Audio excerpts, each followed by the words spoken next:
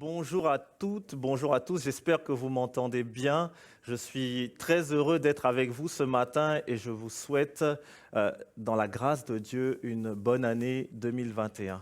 Vraiment que le Seigneur, dans son amour, dans sa grâce, se manifeste tout simplement comme il l'a fait en 2020, comme il l'a fait dans les années précédentes, il le fera jusqu'à ce qu'il revienne.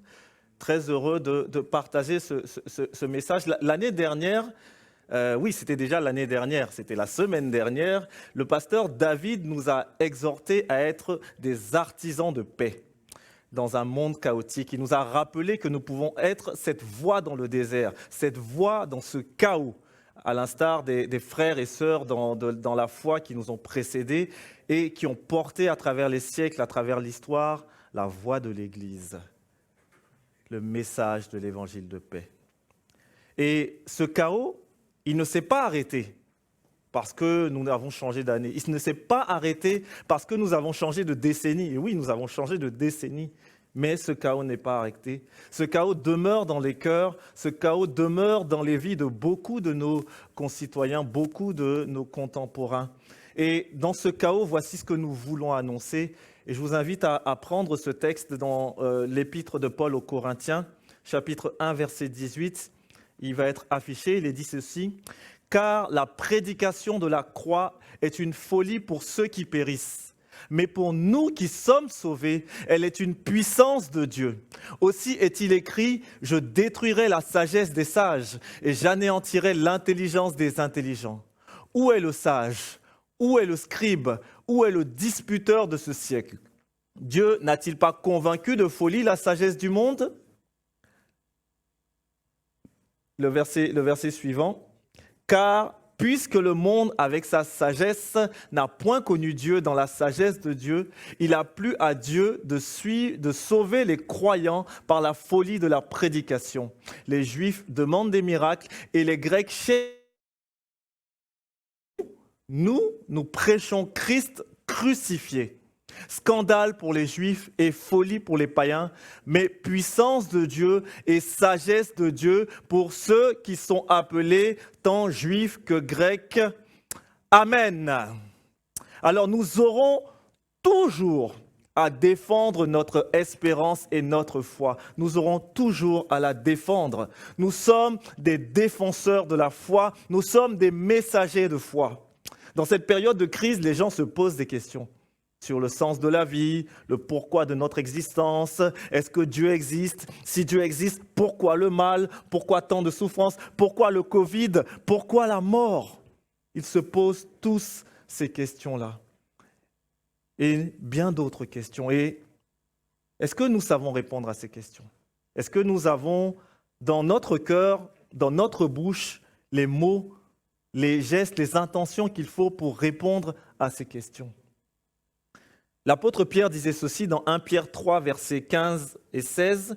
« Sanctifiez dans vos cœurs Christ le Seigneur.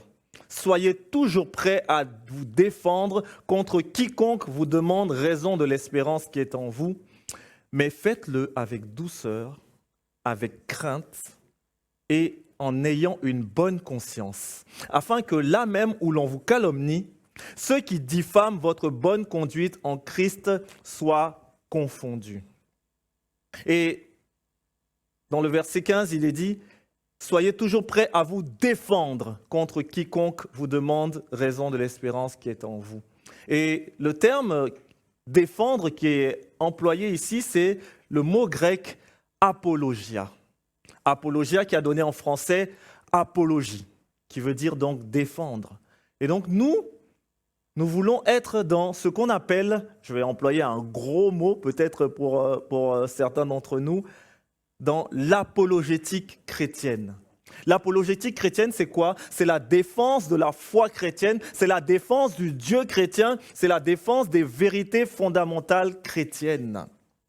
Nos pères dans la foi se sont toujours levés pour défendre la foi chrétienne, qui a toujours été attaquée. Notre Seigneur l'a lui-même dit, dans Jean 15 au chapitre 18, « Si le monde vous hait, sachez qu'il m'a haï avant vous. » Si le monde vous hait, sachez qu'il m'a haï avant vous. L'apôtre Paul lui-même disait aux Philippiens qu'il était établi pour la défense, donc apologia, pour la défense de l'Évangile. Et dans le livre des Actes, nous avons plusieurs exemples d'hommes qui ont défendu la foi chrétienne. Nous avons l'exemple d'Étienne dans Actes 6, verset 8, qui est dit qu'il était plein de grâce et de puissance, qui faisait des prodiges et de grands miracles parmi le peuple. Quelques membres de la synagogue dite des affranchis et celle des Cyrénéens et de celle des Alexandrins, avec des Juifs de Cilicie et d'Asie, se mirent à discuter avec lui. Mais il ne pouvait résister à sa sagesse et à l'esprit par lequel il parlait. Amen. On voit aussi Paul au chapitre 17 qui discute avec les philosophes épicuriens et stoïciens. On voit aussi l'exemple d'Apollos pour qui il est dit qu'il réfutait vivement les Juifs en public, démontrant par les Écritures que Jésus est le Christ.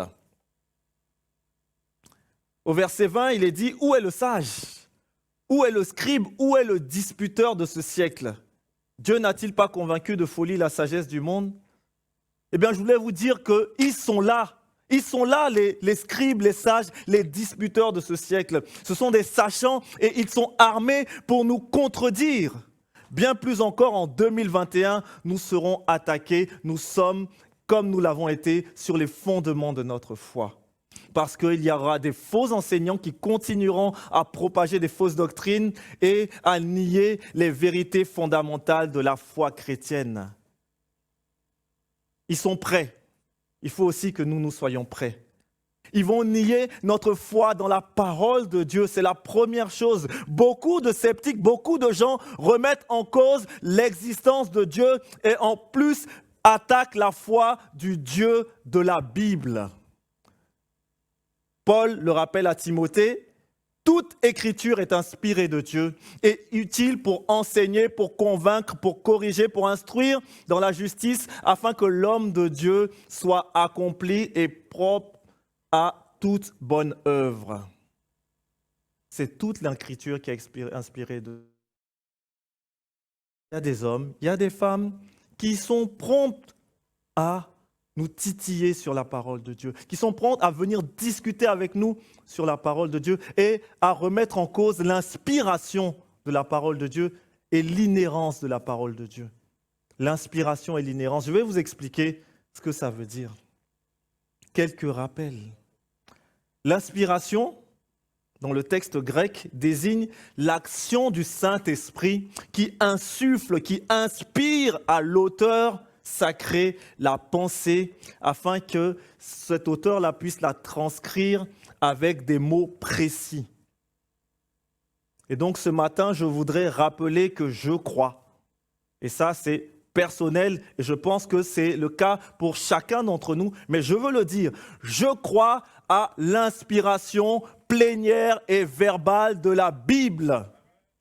Cela veut dire que la Bible est inspirée de façon plénière, c'est-à-dire totale, complète, entière, étendue à l'ensemble des textes. Toute la Bible est inspirée de Dieu. Je crois à l'inspiration verbale, du latin verbum qui parle du mot, parce que le Saint-Esprit a inspiré chaque mot de la Bible. C'est pour ça qu'on ne veut pas tordre les Écritures. C'est pour ça qu'on ne veut pas utiliser la Bible pour la faire rentrer dans ce qu'on veut. Parce que toute la Bible, tous les mots de la Bible sont inspirés par Dieu.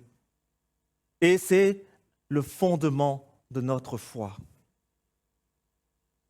Et du coup, si j'affirme cela, ça implique naturellement le fait que je crois à ce qu'on appelle l'inhérence de la Bible. L'inhérence de la Bible, c'est quoi? C'est le fait que les 66 livres qui constituent les Saintes Écritures ne contiennent aucune erreur. Il n'y a pas d'erreur parce que l'inspirateur, le divin inspirateur, est le Dieu qui ne ment pas. Dieu ne ment pas, il ne se trompe pas. Chaque parole de Dieu est entièrement vraie. La Bible est totalement infaillible. C'est la base. On a posé ça.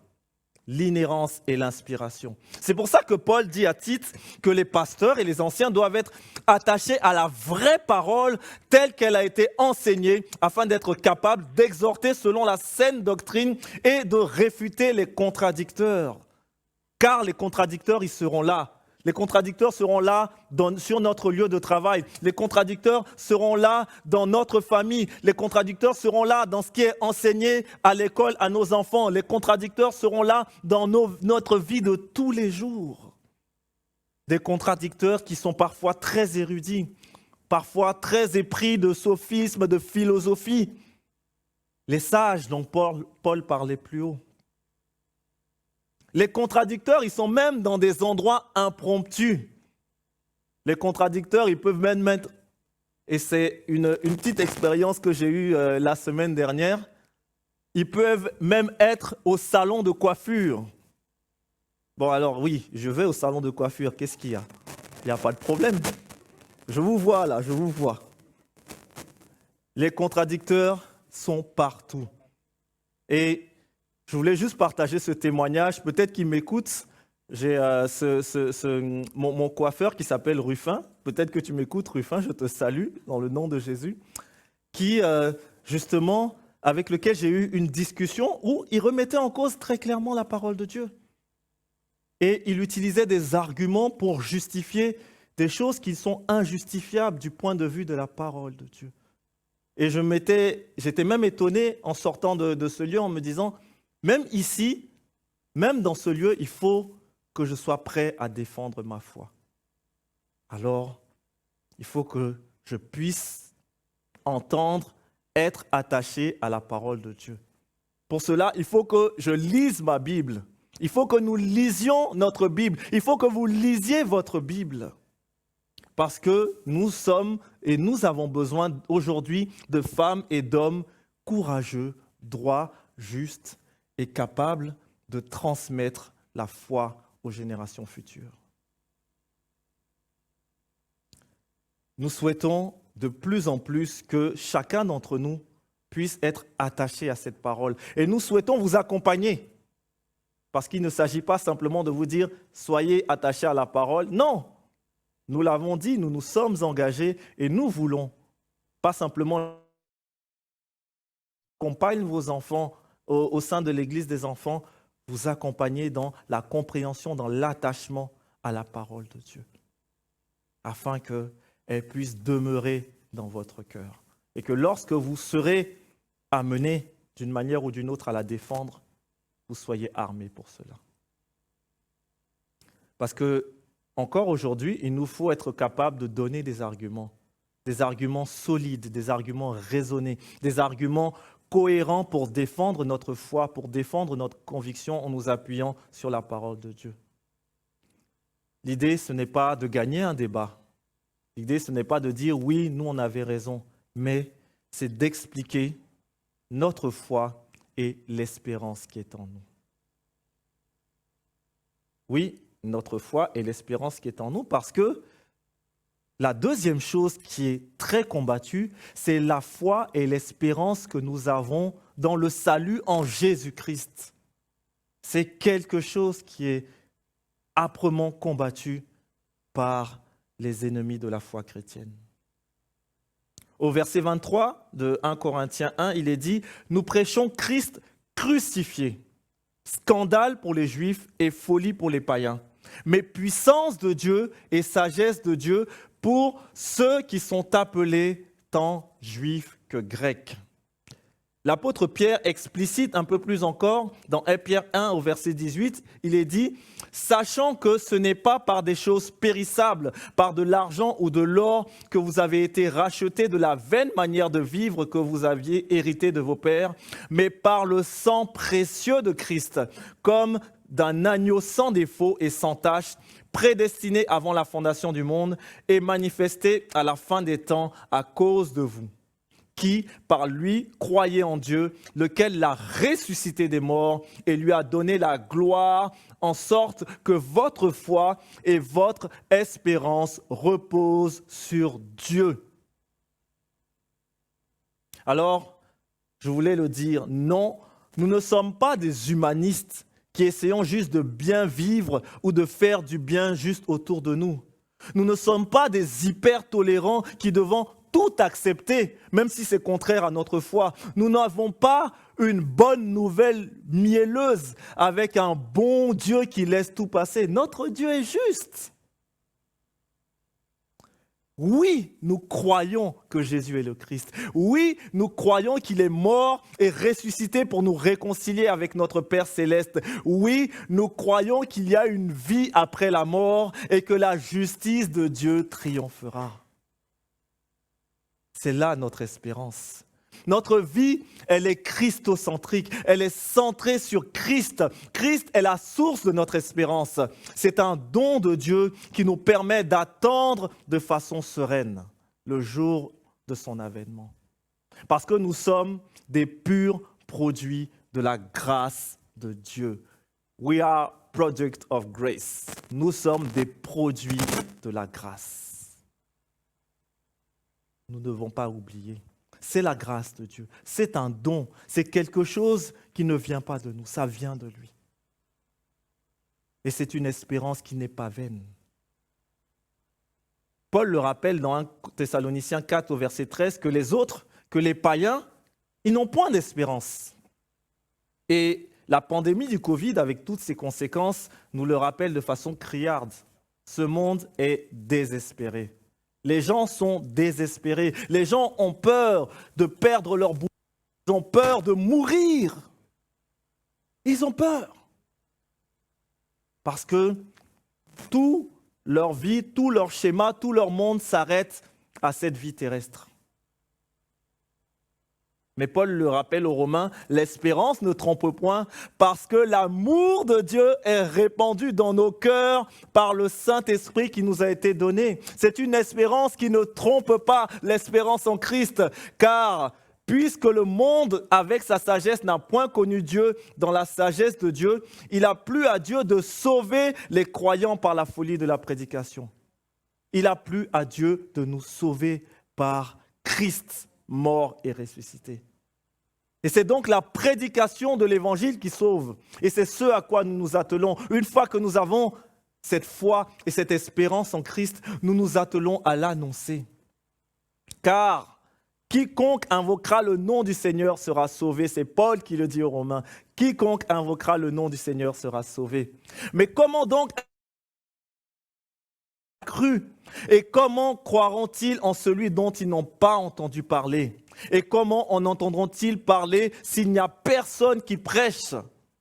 Romains 10, versets 13 à 14. Et Paul rajoute plus loin au verset 17, « Ainsi, la foi vient de ce que l'on entend, et ce que l'on entend vient de la parole de Christ. » Ainsi, il nous faut donc faire entendre notre voix.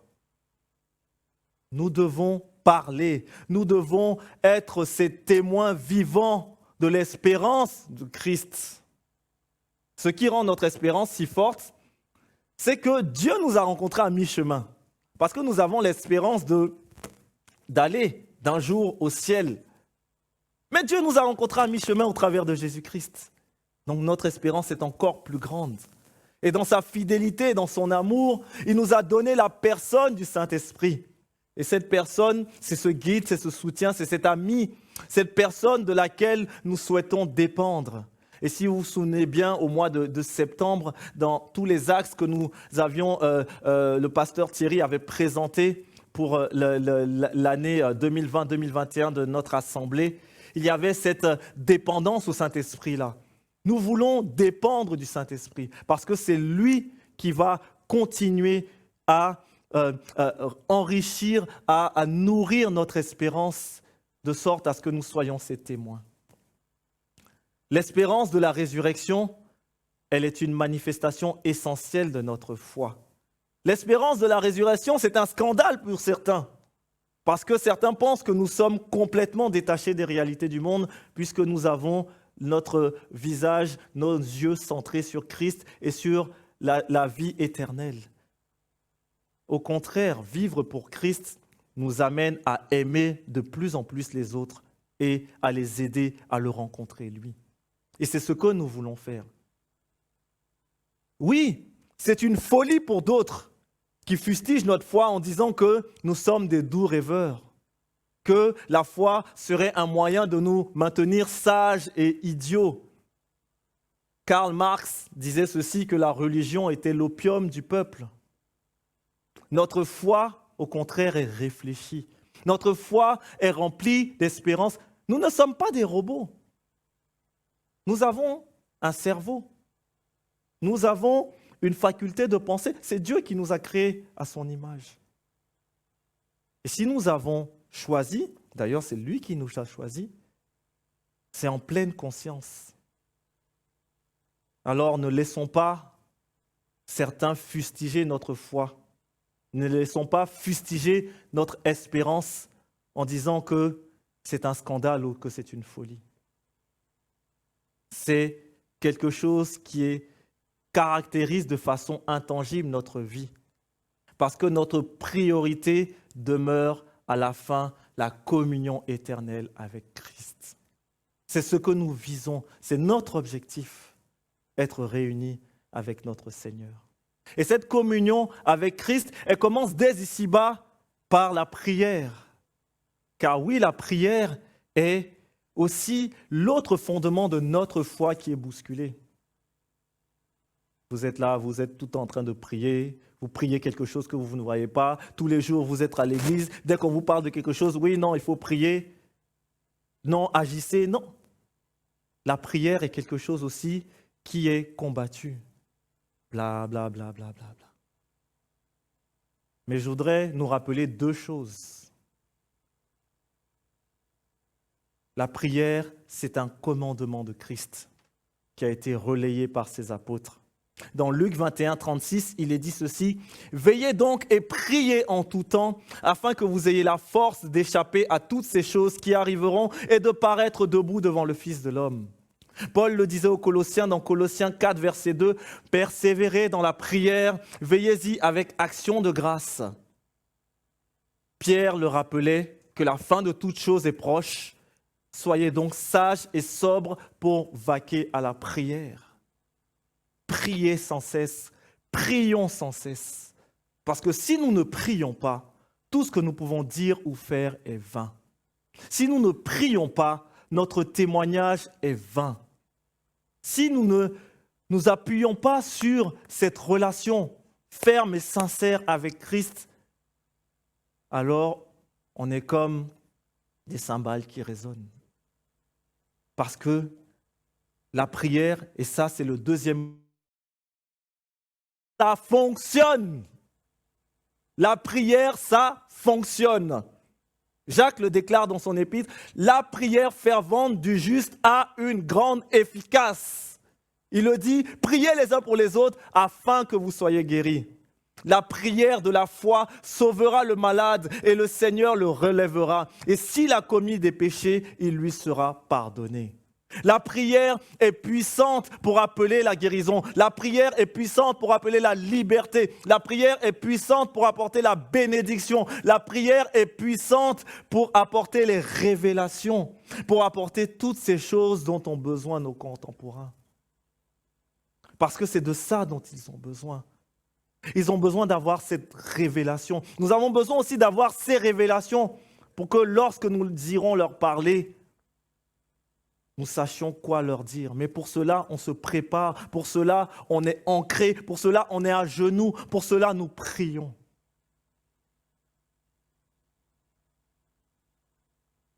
Je vais terminer en citant un célèbre évangéliste américain du début du siècle dernier, du XXe siècle, qui s'appelle Reuben Torrey.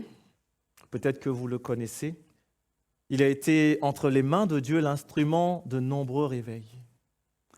Et Reuben Torrey, il disait ceci.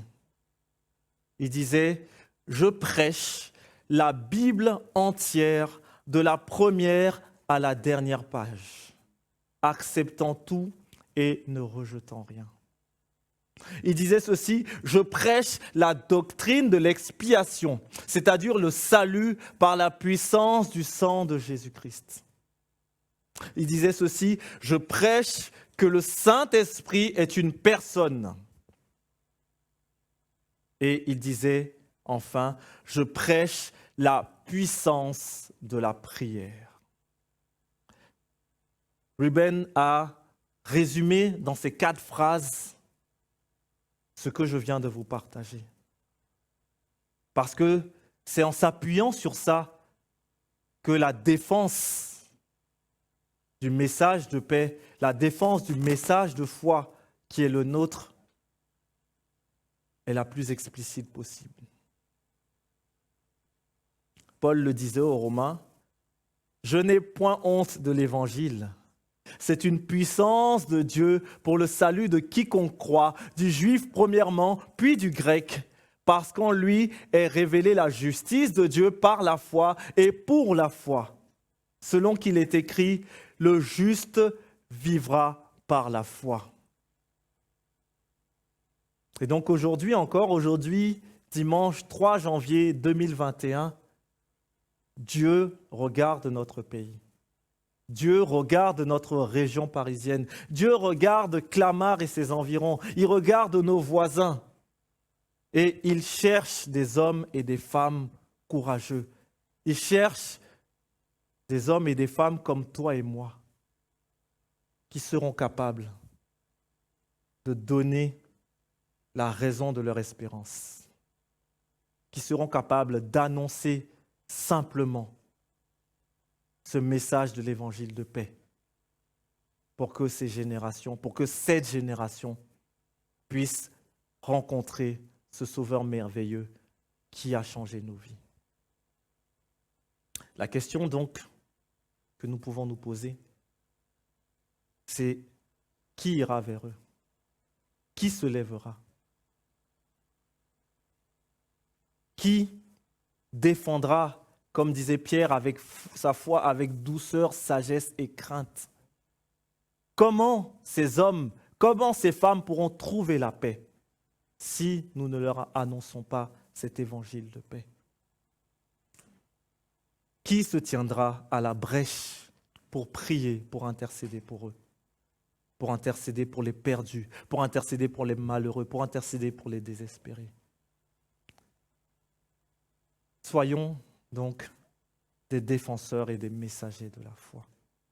Que le Seigneur continue de nous inspirer, qu'il continue d'œuvrer en nous, qu'il continue de nous armer pour que nous soyons ces défenseurs, pour que nous soyons ces messagers de la foi.